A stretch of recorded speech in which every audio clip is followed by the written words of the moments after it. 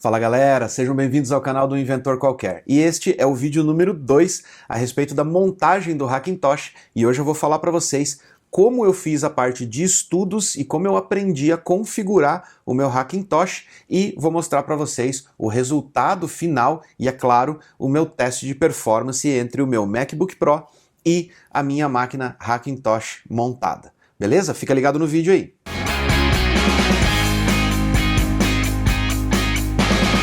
Bom, para começar, no vídeo passado eu mostrei para vocês o unboxing, os componentes que eu utilizei para montar essa máquina e também falei sobre alguns erros que eu cometi na aquisição dos produtos e até na questão de compatibilidade de alguns componentes para poder montar a máquina. Nesse vídeo eu vou falar para vocês o que eu fiz ou como eu fiz para aprender a configurar o Hackintosh, que não é uma aventura muito fácil. Até o pessoal lá na OpenCore, no site oficial do OpenCore, que eu vou deixar o linkzinho aqui na descrição para vocês, também fala muito, em todas as páginas eles dizem, um dos requisitos essenciais para você montar o seu Hackintosh é ter paciência. E bota paciência nisso, porque esse projeto foi um projeto de 2 meses, trabalhando tanto com a parte de hardware como na parte de configuração. E eu tenho que confessar que em alguns momentos eu pensei em desistir. Cheguei até a instalar algumas distribuições Linux nessa máquina e tentar trabalhar com elas por alguns dias, pensando em migrar de uma vez para o Linux, já que eu não estava conseguindo configurar o Hackintosh da maneira adequada. Mas tudo isso se resolveu e eu quero explicar para vocês como eu resolvi esse problema e como eu retomei a minha paciência e entrei no modo zen para conseguir resolver os problemas e configurar o Hackintosh. Para começar, lá no site da OpenCore, eles têm um tutorial passo a passo explicando para você como você faz a configuração, o que você tem que fazer, principalmente com relação ao hardware. Então, se você está querendo montar o seu Hackintosh e você não está querendo fazer isso reaproveitando um hardware que você já tem, se você quer realmente montar uma máquina para usar ela em modo de produção, para trabalhar com ela, eu recomendo que antes de você sair comprando todos os componentes, você dê uma olhadinha lá na lista de componentes compatíveis, na geração do processador e também dê uma pesquisadinha nos fóruns, porque tem muita gente falando nos fóruns e em outros vídeos aqui no YouTube a respeito de compatibilidade e a respeito dos problemas que eles enfrentam trabalhando com determinados tipos de componente, especialmente o processador, se você vai usar processador AMD no seu Hackintosh, como o chipset da placa-mãe e até mesmo o HD que você vai utilizar lá na sua máquina para poder instalar o seu macOS. Coisa que eu já falei lá no outro vídeo, tome cuidado com os HDs, SSDs da Samsung, porque eles têm um problema de compatibilidade com o Hackintosh. Mas o ideal, dá uma entradinha no site, olha a lista de componentes mais recomendados para você poder fazer funcionar o seu Hackintosh e siga aquelas recomendações que não vai ter erro, você vai diminuir muito a margem de exaustão da sua paciência no momento de configurar o seu Hackintosh. Um dos principais problemas que eu enfrentei, e que eu enfrentei ele justamente naquele momento em que eu quase desisti, era o problema do HD. O HD SSD NVMe da Samsung, mesmo não estando na lista oficial do OpenCore dizendo que são HDs que causam problemas, me causou problemas. E eu só fui descobrir isso depois que eu fui para os fóruns e comecei a interagir com a galera nos grupos do Facebook sobre Hackintosh e algumas pessoas me orientaram e me ajudaram a resolver este problema, apontando o HD da Samsung como sendo o problema em si. Então, trocando para o HD da Crucial, que eu já tinha comprado também, mas eu queria utilizar ele para o Windows, eu consegui resolver o problema, passar pela fase de instalação e depois, é claro, o HD da Samsung continuou me causando problemas, mesmo não sendo o disco principal do meu macOS. Então, finalmente, eu removi ele da máquina, instalei um segundo SSD menor, porque eu tinha comprado ele para uma outra máquina, para um outro projeto que eu vou trazer aqui no canal para vocês, e eu finalmente resolvi o problema. Mas, fora isso, a minha recomendação é que você utilize componentes que estejam na lista de compatibilidade. Além disso, seguindo o tutorial lá do site do OpenCore, você ainda vai enfrentar algumas dificuldades, principalmente na parte de configuração do arquivo principal de boot da sua máquina, que é ele que vai dizer para o seu sistema operacional quais são os hardwares que estão instalados na máquina e como o sistema operacional tem que encarar aquele hardware como sendo um hardware compatível com ele. Nesse ponto, a minha solução foi utilizar alguns projetos já existentes ou alguns repositórios que os usuários disponibilizaram lá no GitHub para eu ter uma base de como era essa configuração ou como eu deveria seguir o passo a passo, porque seguindo o passo a passo, mesmo utilizando os componentes compatíveis, não foi uma instalação limpa logo da primeira vez, ele não funcionou exatamente da maneira como o tutorial dizia e não saiu assim tipo, parece que eu estou instalando meu macOS num hardware original. Então, vá com cuidado, tente utilizar alguns modelos, tente ver o que outras pessoas já fizeram e deu certo, e tente tirar algumas lições daqueles modelos ou daqueles arquivos de configuração que estão ali, que vai facilitar bastante a sua vida, vai fazer você cortar caminho.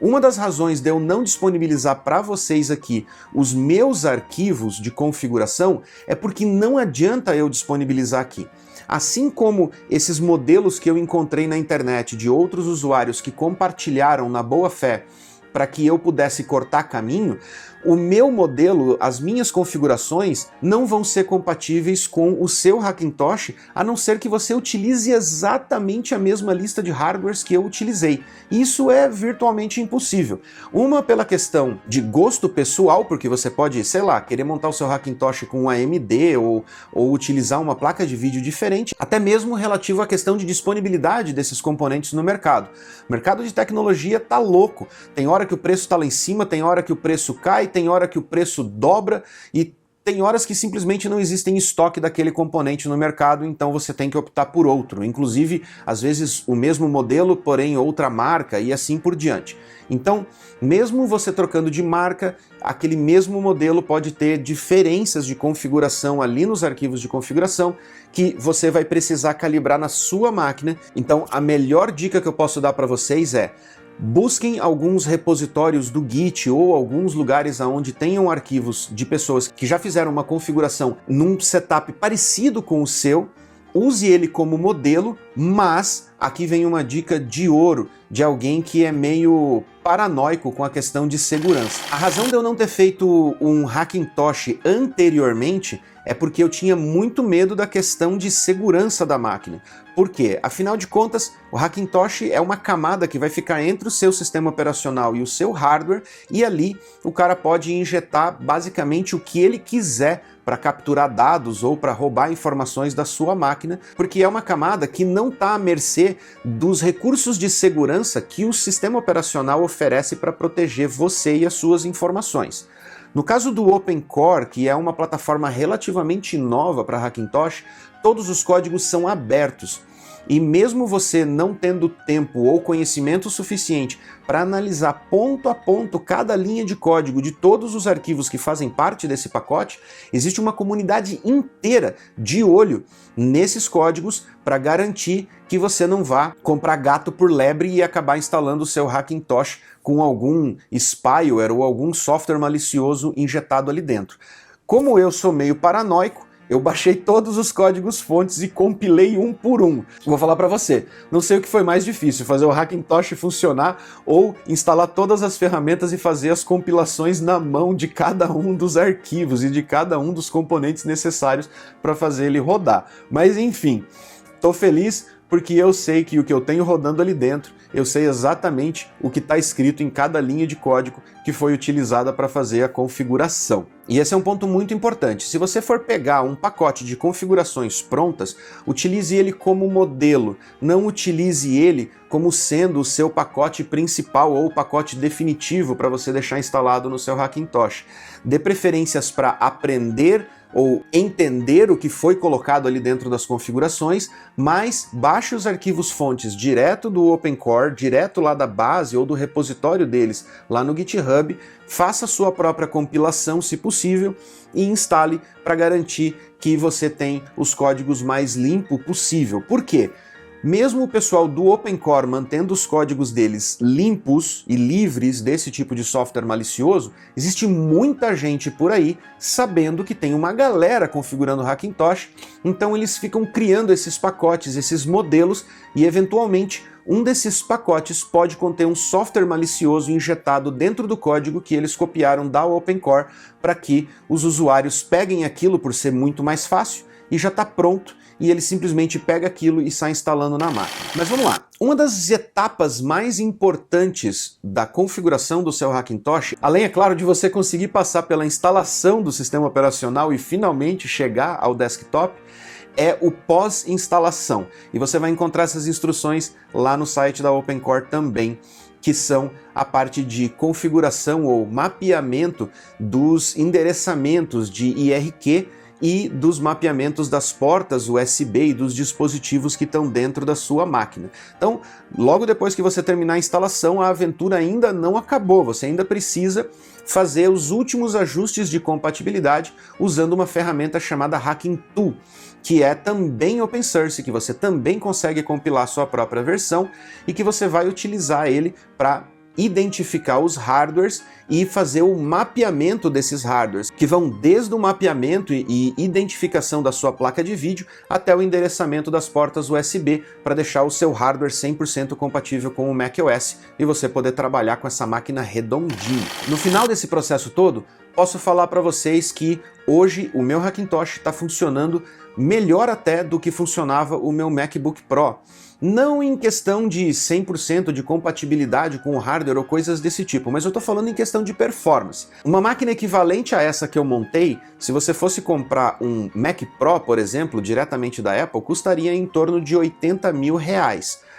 A minha máquina, o setup final dela ficou na faixa mais ou menos de 18 mil, sem contar, é claro, os pequenos prejuízos que eu tive com a compra de componentes errados ou componentes que eu não vou utilizar, como é o caso da minha plaquinha de Wi-Fi e Bluetooth, que eu não tive a necessidade de utilizar ela. Mas ela está aqui guardada e se eu precisar dela, é só espetar na máquina e utilizar. Mas, no final de tudo, uma coisa que você tem que levar em consideração é que o hardware, mesmo ele sendo o mais compatível possível e você fazendo as configurações da maneira mais correta, ele ainda assim não é um hardware original. E em algum momento, a Apple pode fazer algum upgrade ou pode fazer alguma atualização do sistema operacional e acabar travando o seu Hackintosh. Então, cada vez que você vai fazer um upgrade, vai fazer um update da sua máquina, você tem que ter certeza de que você tem os backups, que o seu Time Machine está habilitado, porque se você precisar reverter, você vai utilizar aquele mesmo pendrive que você usou para fazer a instalação inicial, para fazer a reinstalação e trazer uma versão anterior do seu macOS e garantir que a sua máquina continue funcionando. O problema daí é que, daí para frente, você não vai mais conseguir fazer atualizações do sistema operacional. E esse é um risco que você vai ter que assumir se caso você quiser também montar um Hackintosh. Mas vamos para a parte que interessa. Eu montei uma máquina que fosse o mais parecido possível com a configuração do meu MacBook Pro, porque a configuração dele já era uma configuração excelente, não precisava mais do que aquilo, e em certos pontos não tinha nem como ser mais. Por exemplo, o processador Core i9 é o top de linha da Intel, então não tem como eu querer ter um processador mais top do que aquele, a não ser que eu fosse por uma linha Extreme, e aí eu tô falando de outra categoria de hardware que não se aplica num hardware para trabalho do dia a dia, mesmo sendo um trabalho puxado, pesado e envolvendo desde a parte de programação até a parte de edição de vídeo. Esse hardware é extremamente capaz de entregar uma performance excelente com esses parâmetros ou com essas tarefas que eu preciso executar no meu dia a dia. O meu maior problema com o MacBook Pro é o superaquecimento, falta de espaço em disco e o estufamento das dita cujas das baterias, que me causava paralisação de trabalho a cada ano, a cada 2 anos, para ficar mandando a máquina para assistência e trocar a bateria. Não me entenda mal, a assistência técnica da Apple é excelente e é exemplar. Nunca tive nenhum outro tipo de hardware ou produto que eu tivesse a assistência que a Apple me proveu durante esses anos todos que eu trabalho com os produtos da Apple no meu trabalho. Mas a interrupção do trabalho e o medo de acordar um dia e chegar na minha mesa do escritório e o meu notebook tá parecendo uma bola de basquete balangando em cima da mesa, como já aconteceu, era muito incômodo e obviamente causava prejuízo porque eu preciso produzir. Eu ganho quando eu entrego. Eu ganho quando eu desenvolvo software, quando eu entrego software, e em certos momentos do ano eu já tenho certas programações onde eu tenho que garantir que eu vou estar disponível e que o meu equipamento vai estar em ponto de bala para fazer deploy das aplicações mais importantes dos projetos que eu participo. E isso me causava arrepios, além, é claro, do prejuízo de não poder fazer o meu trabalho no momento em que eu precisava fazer. Então vamos comparar as configurações das duas máquinas para a gente poder mostrar também o benchmark e o resultado final de performance dessas duas máquinas. No meu MacBook Pro, eu tenho um processador Core i9 8950HK com um clock de processamento de 2.9 GHz. Já no meu Hackintosh, eu estou utilizando um Core i9 10900 com um clock mínimo de 2.8, menor do que o clock do meu MacBook Pro. Mas uma coisa que é importante lembrar é que num hardware desktop, além dele ter mais espaço, o hardware tem maior capacidade. Toda vez que você precisa colocar um hardware dentro de um dispositivo móvel, que é o caso de um notebook, esse dispositivo ou esse componente precisa ser mais compactado. Para isso, você abre mão de certos recursos do hardware para poder tornar ele mais compacto. Consequentemente, não dá para você comparar um processador, mesmo sendo um Core i9, para a versão mobile e comparar ele com a versão desktop. Só aí você já tem uma diferença de performance gritante entre os dois processadores, mesmo eles sendo da mesma geração, o que não é o caso aqui, porque o do Hackintosh já é 10ª geração e o do MacBook Pro é de alguma geração anterior que eu não vou saber dizer para vocês com exatidão, mas se você quiser dar uma pesquisada aí no Google, é o Core i9 8950HK. Prosseguindo aqui, 32 GB de memória DDR4. Na parte gráfica, no meu MacBook Pro, ele utiliza uma Intel UHD Graphics 630 como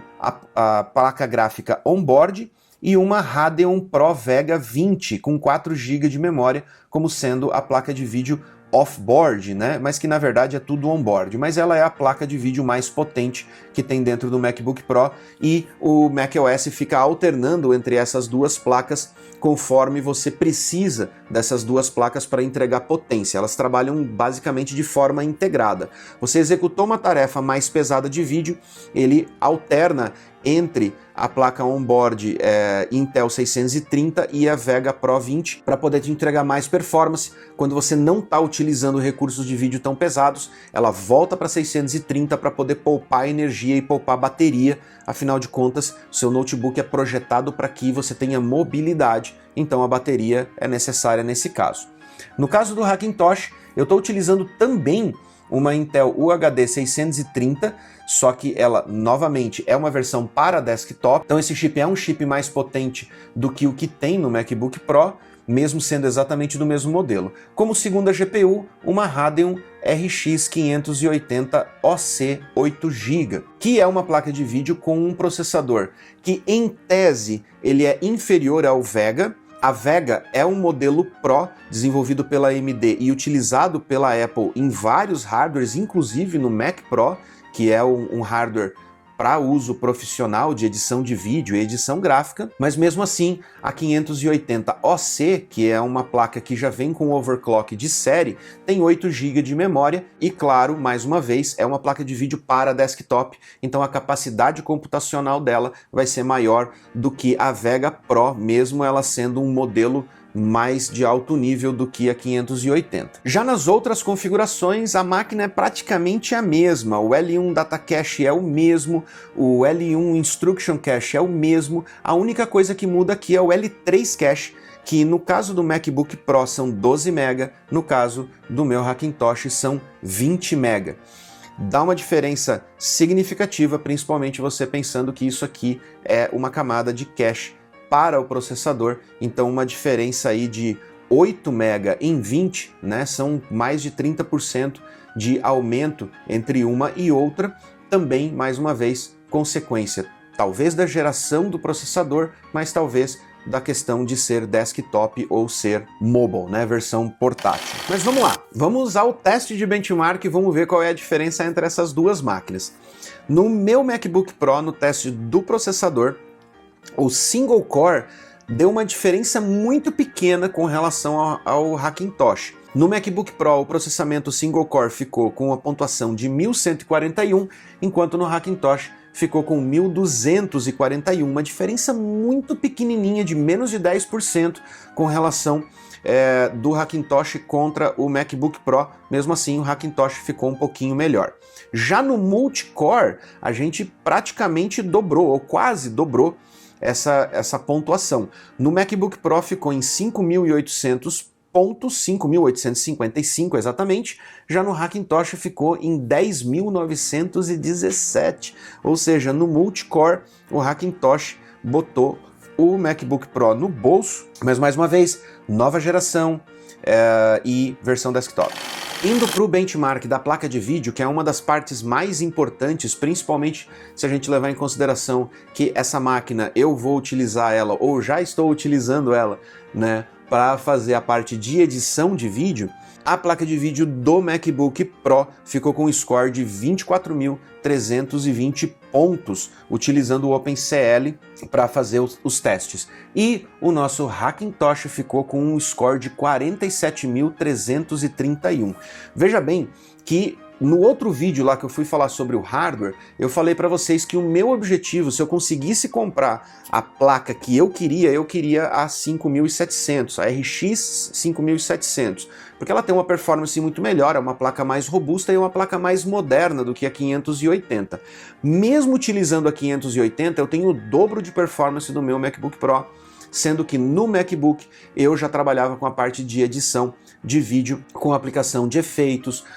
com filtros, com tudo mais, além da parte de programação. Lógico, mais uma vez, meu MacBook Pro fritava o tempo todo, cooler ligado em 100%, praticamente todo o tempo em que eu estava trabalhando, tanto com edição de vídeo e também na parte de programação. Dependendo do projeto que eu estava trabalhando, eu passava o dia inteiro com o zunido do cooler do MacBook Pro na minha orelha enquanto eu estava trabalhando. Já no Hackintosh, como é um hardware maior, como é um gabinete maior, como tem fluxo de ar, como tem um monte de cooler, além, é claro, do water cooler ligado no processador, a máquina trabalha com a temperatura super baixa e os coolers raramente aceleram a ponto de eu conseguir ouvir eles. Mas na maior parte do tempo eu trabalho num silêncio absoluto dentro do escritório e sabendo que o hardware está super bem refrigerado e trabalhando com uma performance excelente. Eu acredito que hoje completam aproximadamente 3 semanas que eu já estou trabalhando